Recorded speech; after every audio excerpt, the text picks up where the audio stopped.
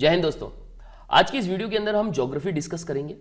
देखिए, ज्योग्राफी के अंदर एक सबसे इंपॉर्टेंट क्वेश्चन आता है पृथ्वी का। पृथ्वी से संबंधित कुछ ऐसे प्रश्न होते हैं कि उसमें सबसे बड़ा दिन कौन सा है, सबसे बड़ी रात कौन सी दिन को होती है, इसके अलावा पृथ्वी का व्यास कितना है, उनके बीच में अंतर कितना है, ये सब कुछ जितने भी कंफ्यूजन है आज की इस वीडियो के अंदर आइए हम क्लियर करते हैं। और साथ ही साथ एक छोटा सा प्रश्न, बहुत ही इंटरेस्टिंग प्रश्न और अच्छा, जो आपको थोड़ी देर तक के लिए परेशान भी करेगा। करेक्ट आंसर आपको वीडियो के बीच में दूंगा। सबसे पहले क्वेश्चन, ध्रुवों पर, यानी हम बात कर रहे हैं नॉर्थ पोल और साउथ पोल की, यानी उत्तरी ध्रुव और दक्षिणी ध्रुव की, इन पर दिन की अवधि कितने दिनों की होती है? 3 माह की, 6 माह की, 9 माह की या 12 माह की? अच्छा क्वेश्चन है। करेक्ट आंसर वीडियो के बीच में कहीं मैं दूंगा। और हाँ, अभी आप कमेंट सेक्शन में जाके मेंशन जरूर करिए कि इसका करेक्ट आंसर क्या है। आइए सबसे पहले स्टार्ट करते हैं कि एक वर्ड आता है बहुत कॉमन सा कि ये इक्विनॉक्स, ये है क्या, इसका मतलब क्या होता है? तो देखिए मैं आपको बता दूं, इक्विनॉक्स वो दिन है जब दिन और रात की जो अवधि होती है वो बिल्कुल बराबर होती है। मतलब 12 घंटे का दिन होता है और 12 घंटे की रात होती है। तो ऐसे कब होता होगा, चलिए मैं बताता हूं, पिक्चर के थ्रू बताता हूं। लेकिन ये क्वेश्चन और कर लेते हैं, दक्षिणी गोलार्ध में सबसे लंबा दिन कब होता है? सेम ऊपर वाला क्वेश्चन और नीचे वाला क्वेश्चन एक दूसरे से कनेक्टेड है। ये तभी समझ में आएगा जब हम इसको पिक्चर में देख सके। लेकिन पहले इसका उत्तर, दक्षिणी गोलार्ध में सबसे लंबा दिन जो होता है वो दिसंबर में होता है। चलिए पकड़ के बैठते हैं एक बात। दक्षिणी गोलार्ध की बात कर रहे हैं, ये बात तो आप भी जानते हैं कि जो पृथ्वी है वो 23 सही 1/2 डिग्री क्या है, अपने एक्सेस पे झुकी हुई है। जब वो झुकी हुई है तो वो घूमती भी, हमें भी पता, अपने एक्सेस पे घूमती है। तो यहां पर राइट हैंड साइड में अगर हम देखें तो सबसे पहले समर यानी गर्मी, और हम भारत में रहते हैं तो भारत के अंदर जो गर्मी पड़ती है आप भी जानते हैं, ये जून जुलाई की टाइम की बात कर रहा हूं मैं। तो इस समय क्या है, गर्मी ज्यादा पड़ती है।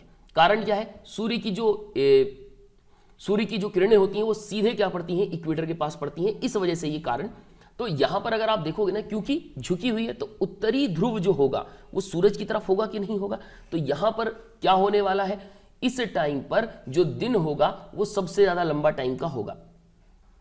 और वहीं जब हम बात करेंगे कि ये जब घूमते घूमते सूरज के दूसरी तरफ आएगा तो क्या होगा, ये दक्षिणी गोलार्ध जो नीचे वाला हिस्सा होगा ना, वो क्या होगा, वो सूरज की तरफ झुकाव महसूस करेगा। झुकाव महसूस क्या, झुका हुआ होगा। तो उस तरफ क्या होगा, दिसंबर की बात कर रहा हूं, तो उस समय क्या होगा, दिन सीधी रोशनी अगर हम देखें, प्रकाश जो है सीधा सीधा दक्षिणी गोलार्ध की तरफ जाएगा, जबकि उत्तरी गोलार्ध कहां चला जाएगा, अंधेरे में चला जाएगा। तो ऐसी कंडीशन में 22 दिसंबर को दक्षिणी गोलार्ध में सबसे लंबा दिन आपको देखने को मिलेगा। इस दिन मकर रेखा पर सूर्य की सीधी रेखा किरणें जो है पड़ेंगी, दक्षिणी ध्रुव उसकी ओर झुका रहेगा, बता दिया मैंने आपको, और दक्षिणी गोलार्ध के एक बड़े हिस्से को प्रकाश मिलता रहेगा। ये चीज तो हमें क्लियर हो गई।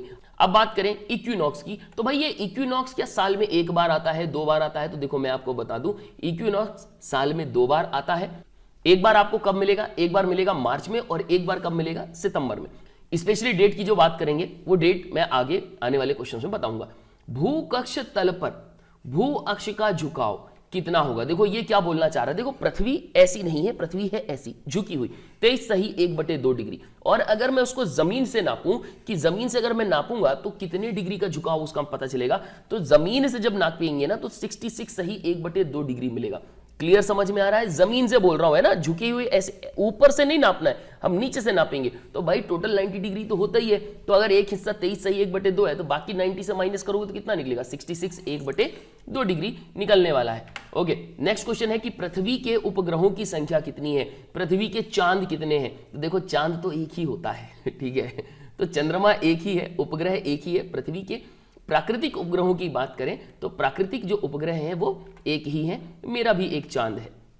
आगे बढ़ते हैं। 21 जून को दिन का प्रकाश उत्तरी ध्रुव पर दिखाई देता है, कितने घंटे के लिए? 0 घंटे बिल्कुल नहीं दिखाई देता, 12 घंटों के लिए, 18 घंटों के लिए या 24 घंटों के लिए? तो मैं आपको बता दूं, उत्तरी ध्रुव पर 21 जून की बात कर रहे हैं, मैंने आपको बताया था कुछ ऐसा, पृथ्वी ऐसी झुकी हुई है और जून की बात हो रही है, तो उस समय जो झुकाव होगा उत्तरी का किस तरफ होगा, सूरज की तरफ दिखेगा। तो सीधा जो प्रकाश पड़ रहा होगा वो कहां, कर्क रेखा पर पड़ेगा। और ऐसी कंडीशन में क्या होगा, वो जो पृथ्वी घूम रही होगी तो उस तरफ प्रकाश पूरी तरह से दिखेगा, मतलब वहां पे अंधेरा नहीं होगा, 24 घंटे दिन बना रहेगा। 21 जून को दिन का प्रकाश उत्तरी ध्रुव पर दिखाई देता है 24 घंटे। पृथ्वी के निकटतम स्थित ग्रह कौन सा है? ये 2 तरीके से प्रश्न बनता है, ठीक है। अगर कॉमनली हम कहें कि डिस्टेंस के बेसिस पे अगर हम देखें, on the basis of distance, दूरी के बेसिस पे देखें, तो आपको सबसे करीब मिलेगा शुक्र। पहले नंबर पर कौन सा? शुक्र, पृथ्वी के सबसे निकट ग्रह कौन सा? शुक्र।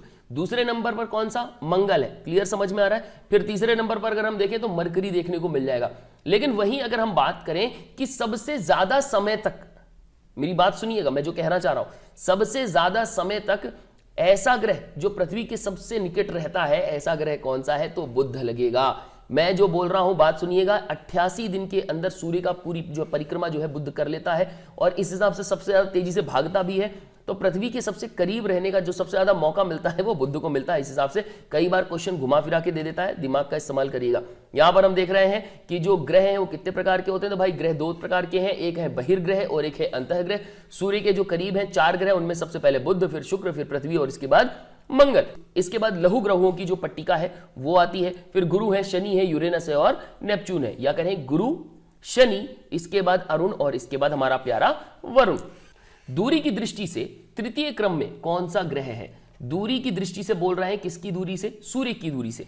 सूर्य के सबसे करीब कौन सा आएगा? सबसे पहले तो हमें देखने को मिलेगा कौन सा? सबसे पहले नंबर पर हमें देखने को मिलेगा बुध, फिर सूर्य से, फिर शुक्र, फिर इसके बाद पृथ्वी। तो यहां पर प्रश्न क्या था? प्रश्न यह था कि दूरी की दृष्टि से तीसरे स्थान पर कौन सा ग्रह है? तो इसका सही उत्तर है पृथ्वी। दूरी की दृष्टि से पृथ्वी तीसरे क्रम पर है। पृथ्वी अपने परिक्रमण मार्ग पर परिक्रमा करते हुए अपने कक्ष द्वारा कक्षा तल पर कितने डिग्री कोण बनाती है? तो जमीन से बोल रहा है ये, अब ध्यान रखना, अपने अक्ष पर कितनी झुकी है ये अलग है, और ये बोल रहा है कितनी डिग्री कोण बना रही है नीचे से कक्षा तल पर। तो ध्यान रखना 66 सही 1/2 डिग्री। ओके, नेक्स्ट फिर से आपको बता दूं, बुध पहले नंबर पर, शुक्र दूसरे नंबर पर, पृथ्वी है तीसरे नंबर पर। निम्न में से किन तिथियों को सूर्य की किरणें विषुवत रेखा पर सीधी पड़ती है?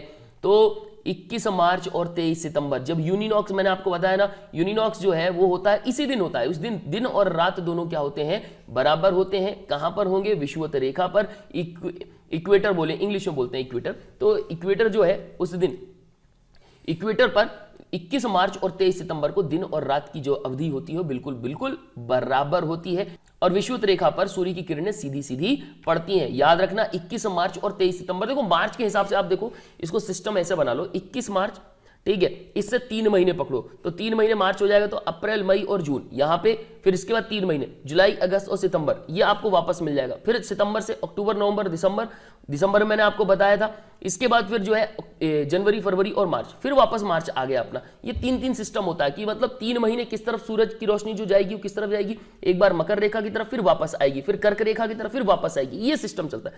3 महीने जाना, 3 महीने वापस आना, 3 महीने जाना और 3 महीने वापस आना।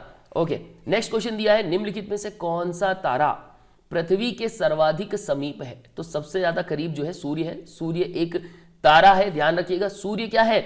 एक तारा है, सौर मंडल का केंद्र भी है। और ध्यान रखिएगा पृथ्वी और सौर मंडल के जितने भी पिंड वगैरह है सब इसी के चारों तरफ चक्कर लगाते हैं। मोस्ट इंपॉर्टेंट है कि सूर्य का व्यास हमें पता होना चाहिए, डायमीटर पता होना चाहिए, 13,90,000 किलोमीटर। ये इसका क्या है? ये डायमीटर है, व्यास है, जो पृथ्वी से लगभग 109 गुना ज्यादा है। 109 गुना।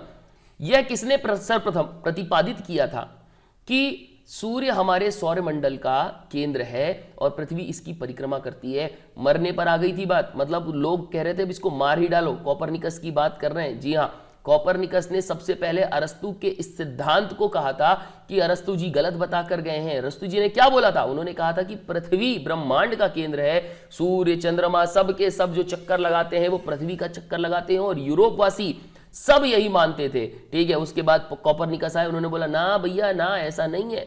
सूरज जो है, सूरज की परिक्रमा जो है सारे के सारे पिंड करते हैं, उसमें से पृथ्वी भी जो है सूरज का ही परिक्रमा लगाती है। ओके, जब दिन और रात की अवधि बराबर होती है तो सूर्य की किरणें सीधी पड़ती हैं। कहां पर पड़ेंगी? भूमध्य रेखा पर। बता दिया, भूमध्य रेखा पर जब पड़ेंगी इक्विनॉक्स की कंडीशन होगी, दिन और रात जो है क्या होंगे? बराबर होंगे। अब बात कर लेते हैं निकोलस कोपरनिकस की। पूरा नाम था इनका जन्म पोलैंड में हुआ था। 1473 से लेके 1543 तक ये रहे हैं, और ये खगोल शास्त्री थे। इसके बाद गणितज्ञ थे तभी तो इन्होंने कैलकुलेशन किया, अदरवाइज कोई ऐसा कैलकुलेशन नहीं कर पाता। मैथ्स एक बहुत इंपॉर्टेंट सब्जेक्ट है, मैं हमेशा से कहता रहा हूं। बिल्कुल जनरल नॉलेज जो है इसका एक अपना अलग इंपॉर्टेंस है, लेकिन जो मैथ्स है वो भी हमें कुछ ना कुछ सिखाता है। सबसे इंपॉर्टेंट चीज पता है आपको मैथ्स क्या सिखाती है? हमें मैथ्स ये सिखाती है कि किसी भी चीज का एक सल्यूशन है, हमें आशा देती है कि हमारे सामने कितनी बड़ी सी बड़ी अगर परिस्थिति आ जाएगी तो इसका हल, बड़ी सी बड़ी समस्या आ जाएगी तो इसका हल जरूर होगा, तभी वो समस्या हमारे सामने। गणित भी यही चीज हमें सिखाती है कि कोई अगर प्रश्न है तो उसका हल जरूर होगा। निकोलस पहले ऐसे यूरोपीय खगोल शास्त्री थे जिन्होंने कहा था कि पृथ्वी ब्रह्मांड का केंद्र नहीं है। ओके, और इसके बाद इनसे पहले पूरा यूरोप जो है क्या मानता था, अरस्तु की अवधारणा पर विश्वास करता था, जहां पर यह बोला जाता था कि पृथ्वी ब्रह्मांड का केंद्र थी और सूर्य हैं, तारे हैं, दूसरे पिंड हैं, पृथ्वी के इर्द गिर्द जो है चक्कर लगाते हैं। अच्छा हुआ कि चलो बात पहले ही कैंसिल हो गई, नहीं तो आज के टाइम पे सिलेबस चेंज होता कितनी दिक्कत होती कि पिछले साल हमने जो है 12th में कुछ और पढ़ा, 10th में कुछ और पढ़ा और 12th में कुछ और टीचर के लिए कितनी ज्यादा मुश्किल हो जाती। यदि पृथ्वी हाँ बिल्कुल, यदि पृथ्वी एवं अंतरिक्ष के बीच से वायुमंडल को हटा लिया जाए, मतलब पृथ्वी है और अंतरिक्ष है, हमें पता है बीच में वायुमंडल है, वायु है ना, इसको अगर हटा लें तो आसमान का रंग कैसा दिखेगा, आसमान जैसा है, कैसा, काला, तो जैसा है वैसा ही दिखेगा, काला दिखेगा। आपको पता है ये वायुमंडल है जिसकी वजह से हमें आकाश नीला, लाल, पीला, हरा, नीला जो दिखाई देता है ना, उसी की वजह से दिखाई देता है। ओके, पृथ्वी की परिधि कितनी है, तो भाई पृथ्वी जो है ये है 40,075 किलोमीटर, इसकी परिधि की बात कर रहा हूं, है ना, सरकमफ्रेंस की बात कर रहा हूं। तो यहां पर सबसे करीबी जो दिया हुआ है ये है 4032, तो मेरे हिसाब से यही इसका उत्तर होना चाहिए कि अर्थ की जो सरकमफ्रेंस है वो है 40,075 किलोमीटर की लगभग। ओके, तो यहां पर सबसे करीब जो इसका दिया हुआ था ये 40,032 किलोमीटर, तो इसलिए मैंने इस पे उत्तर लगा दिया है और एग्जाम में ये हाल ही में क्वेश्चन पूछा हुआ है इसलिए यहां पे डाला भी है। किस तिथि को उत्तरी गोलार्ध में सबसे लंबा दिन होता है, तो ध्यान रखिएगा 21 जून को, 21 जून को उत्तरी गोलार्ध में सबसे लंबा दिन होता है। किस तिथि को उत्तरी गोलार्ध में सबसे छोटा दिन होता है, 21 जून से ठीक 6 महीने बाद आगे चले जाओ, जून, जुलाई, अगस्त, सितंबर, अक्टूबर, नवंबर और दिसंबर।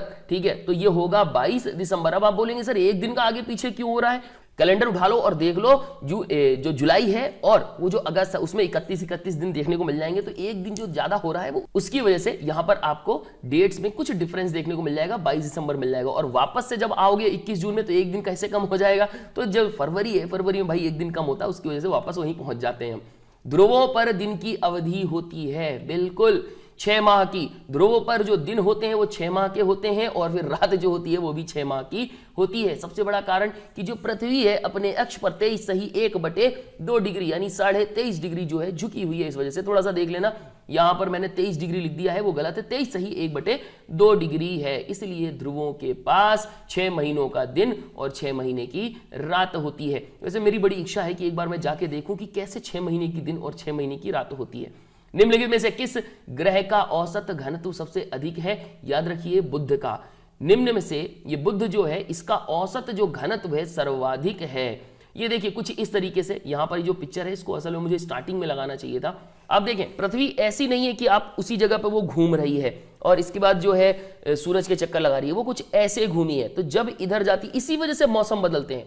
मौसम बदलने का कारण यही है कि पृथ्वी ऐसी है और ये जब इस तरफ जाएगी तो इस तरफ का फेस आएगा, मतलब जो दक्षिणी है ध्रुव वो सामने दिखेगा, और जबकि इस तरफ आएगा तो फिर जो है उत्तरी ध्रुव में जो है आपको देखने को मिलेगा कि जो सूरज का प्रकाश है वो इस तरफ आता है। 6 महीने का दिन और 6 महीने की रात इसी वजह से होती है। किसने सबसे पहले पृथ्वी की जो परिधि है वो नापी थी कि परिधि कितनी है, तो इनका नाम था इरेटोस्थेनीज। इन्होंने सबसे पहले पृथ्वी को नापा था और इसीलिए इन्हें व्यवस्थित भूगोल का जनक भी कहा जाता है। पृथ्वी का ध्रुवीय व्यास उसके विषुवतीय व्यास से कितना कम है, देखो सीधी सी बात है, दोनों के बीच में अंतर क्या है। पहली बात तो आपको बता दूं, ध्रुवीय व्यास, ध्रुव का व्यास का मतलब यह है कि आप ऊपर से नीचे कर रहे हो, और विषुवतीय व्यास मतलब कि आप गोल गोल में जो है पृथ्वी का आप नाप रहे हो कि उसका व्यास कितना है। तो देखो पहली बात तो यह है कि मैं आपको बता दूं, अगर भूमध्य रेखा वाले से अगर आप नापोगे तो 12,756 किलोमीटर आपको इसका व्यास मिलेगा पृथ्वी का।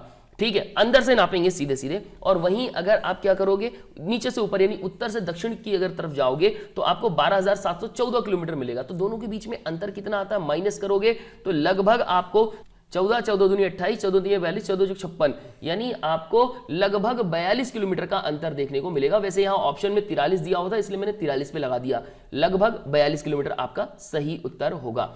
आशा करता हूं कि आपको वीडियो पसंद आई होगी, अच्छी लगी है लाइक जरूर कर दीजिए, ज्यादा से ज्यादा दोस्तों के साथ शेयर कर दीजिए। चैनल को अभी तक आपने सब्सक्राइब नहीं किया है तो सब्सक्राइब जरूर कर लीजिए। मुझसे कांटेक्ट करना है, नीचे फोन नंबर दिया है, आप मुझसे व्हाट्सएप के थ्रू कांटेक्ट कर सकते हैं।